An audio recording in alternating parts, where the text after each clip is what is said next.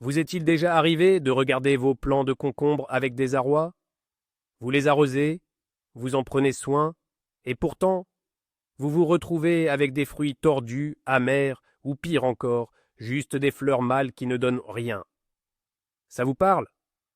Aujourd'hui, nous allons décortiquer les 7 erreurs les plus fréquentes quand on cultive des concombres, des erreurs qui anéantissent littéralement votre récolte. Je vous promets qu'après cette vidéo, vous regarderez vos plants d'un tout nouvel œil, et que vous pourrez peut-être sauver vos futurs concombres bien croquants. À première vue, le concombre semble être une plante simple. On plante la graine, on arrose et on attend les fruits. Mais en réalité, ce sont des petites natures plutôt capricieuses. Il est essentiel de comprendre une chose simple. Le but de la plante n'est pas de vous offrir de délicieux fruits à déguster. Son objectif est d'assurer sa descendance, c'est-à-dire de produire des graines. Et notre rôle, en tant que jardinier, est de ruser pour tromper la plante et l'inciter à produire toujours plus de fruits.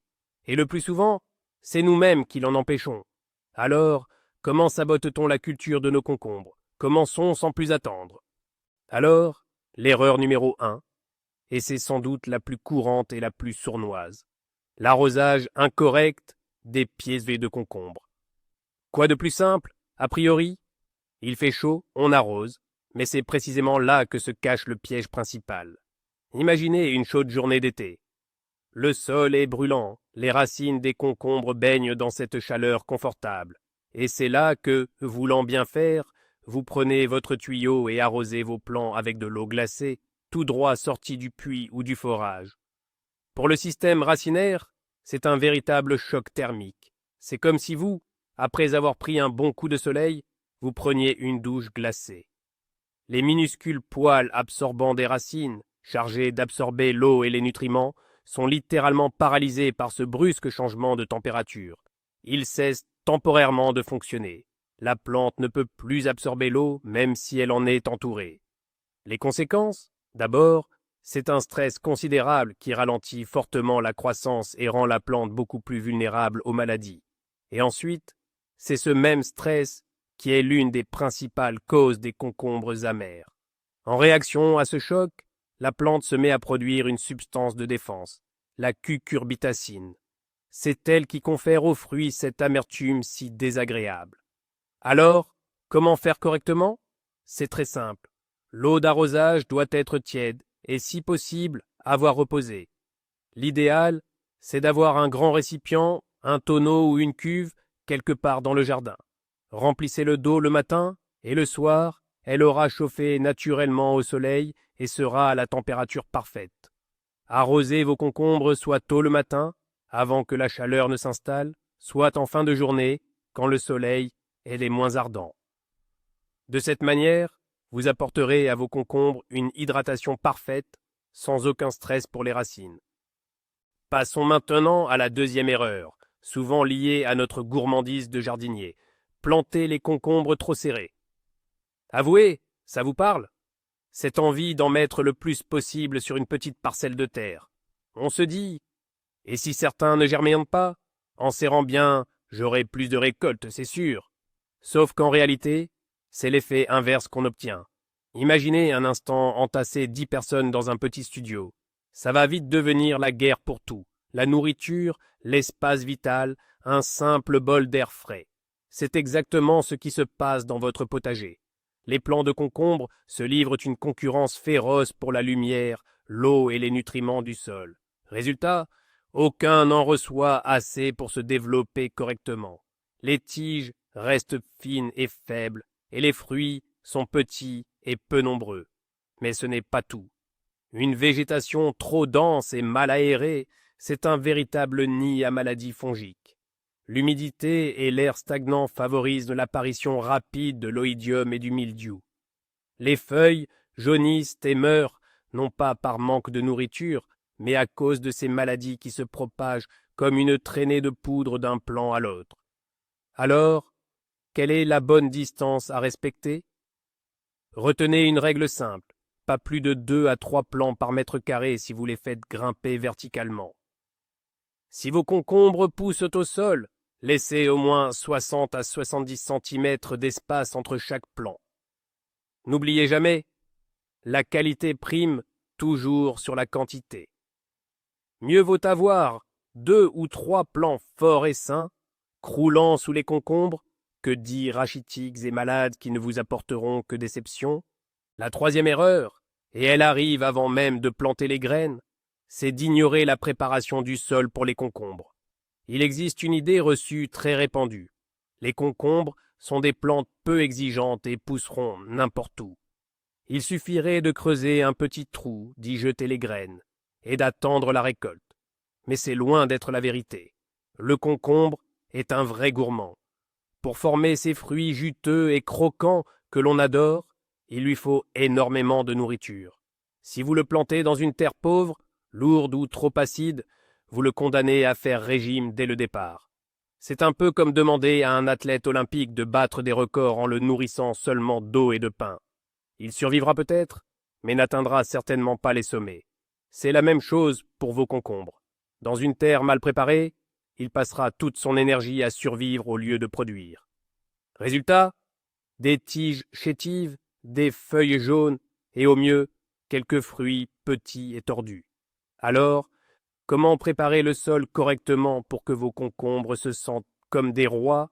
Le sol idéal pour eux est léger, fertile et bien aéré. Avant de planter, incorporez impérativement de la matière organique. Cela peut être du fumier bien décomposé ou du compost mûr. Non seulement ils nourriront vos plants, mais ils amélioreront aussi la structure du sol. Si votre terre est lourde, argileuse, ajoutez un peu de sable ou de terreau pour l'alléger. Cette simple préparation n'est pas un travail supplémentaire inutile. C'est votre meilleur investissement pour une récolte future réussie. Vous donnez à vos concombres un démarrage en force, un capital de nutriments pour bien commencer, ce qui garantit des plants vigoureux et une fructification généreuse. Quatrième erreur, et celle-ci est particulièrement insidieuse, car en apparence, tout semble parfait. Les plantes sont vigoureuses, bien vertes, elles fleurissent abondamment, mais aucun fruit ne se forme. C'est un signe d'une méconnaissance totale du processus de pollinisation. Beaucoup de jardiniers pensent que tous les concombres se valent. C'est une idée reçue fondamentale et fausse. Or, toutes les variétés et hybrides se classent en 2 grandes catégories. Ceux qui nécessitent une pollinisation par les insectes et ceux qui sont parthénocarpiques. Et c'est précisément là qu'il faut être extrêmement vigilant lors de l'achat des graines. Les variétés qui nécessitent une pollinisation par les insectes, comme leur nom l'indique, ont besoin d'insectes pollinisateurs. Leurs fleurs sont soit mâles, portant le pollen, soit femelles, avec un début de fruit à leur base. Pour qu'un fruit se forme, une abeille ou un bourdon doit transporter le pollen de la fleur mâle à la fleur femelle.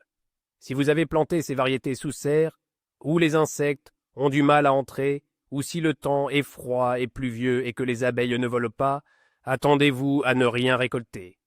Toutes les fleurs femelles jauniront et tomberont tout simplement. Les hybrides parthénocarpiques, c'est une toute autre histoire. On les appelle parfois auto-fertiles. Ils n'ont absolument pas besoin de pollinisation pour former leurs fruits. Sur ces plantes, pratiquement toutes les fleurs sont femelles et elles forment les fruits spontanément, sans l'intervention d'insectes. Ce sont précisément ces hybrides qui sont parfaits pour la culture sous serre et dans les régions où le temps est instable.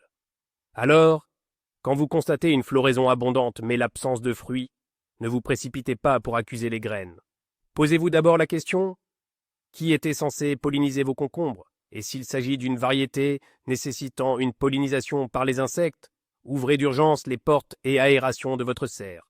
Ou essayez même de jouer vous-même à l'abeille en transférant délicatement le pollen d'une fleur à l'autre avec un petit pinceau souple. La 5e erreur est la mauvaise alimentation des concombres, ou plus simplement, leur fertilisation. Sur ce point, les jardiniers tombent souvent dans 2 extrêmes.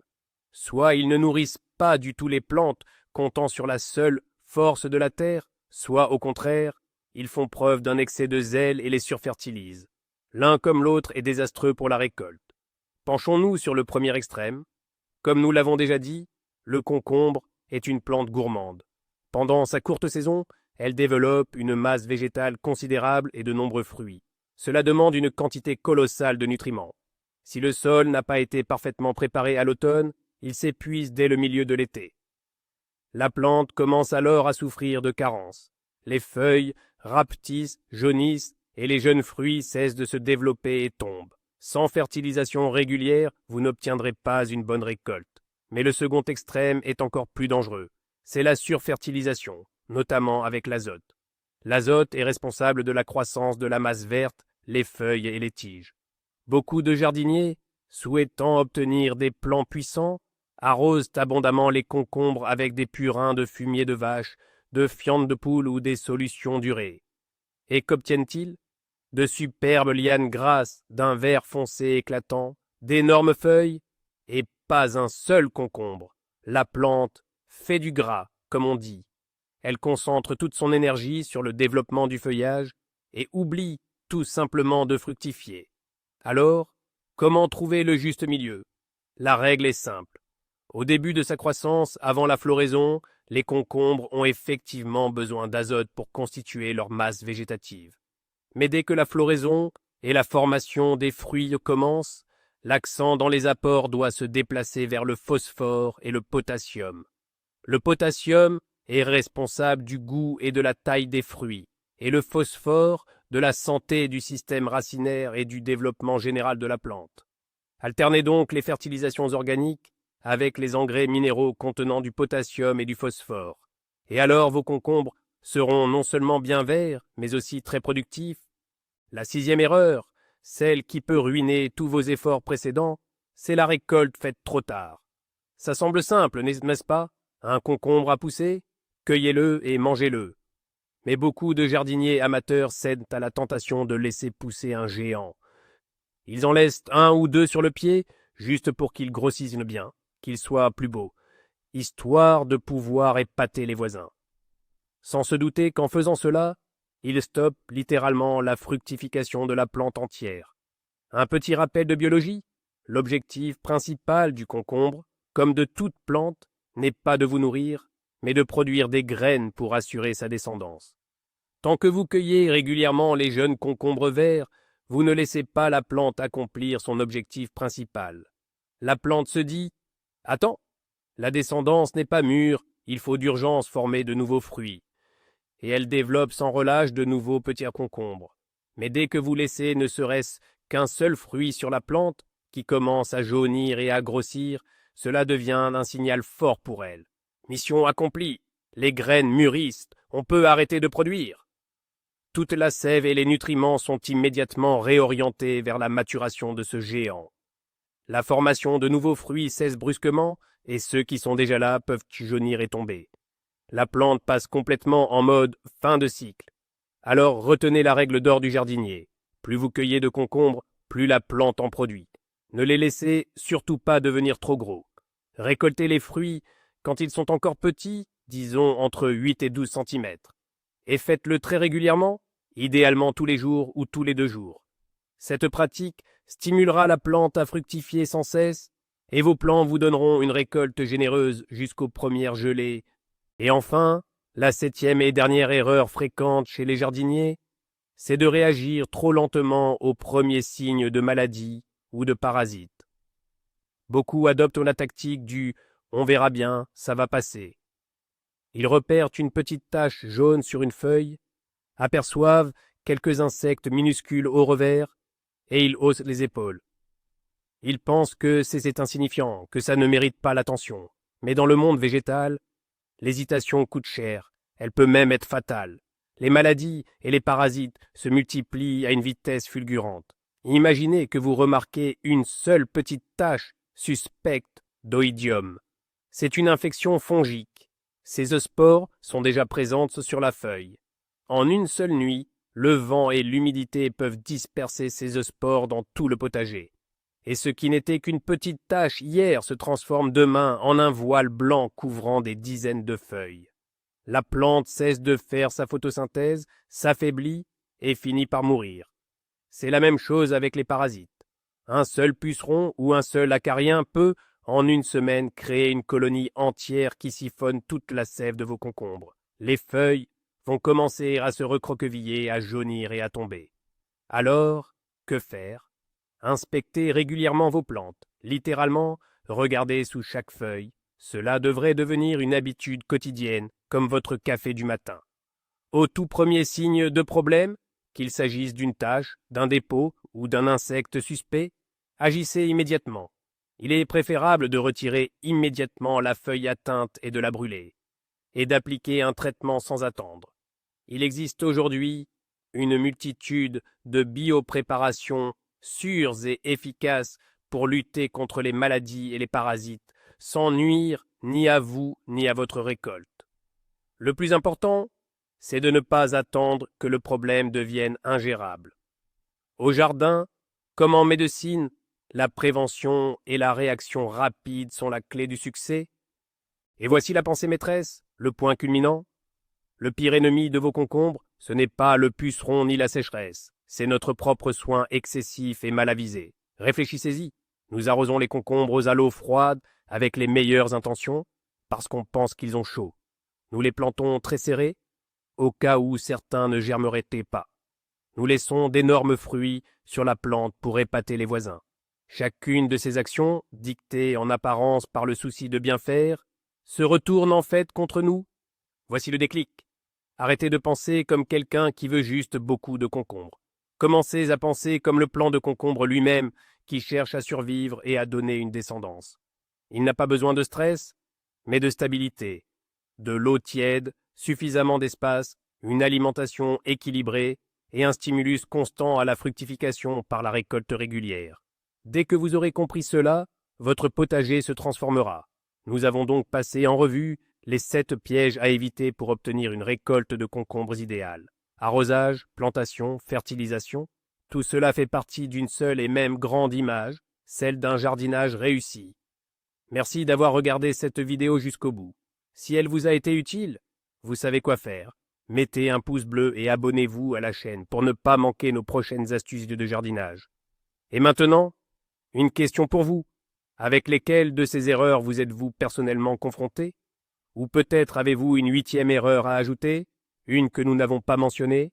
Écrivez-le dans les commentaires et discutons-en ensemble.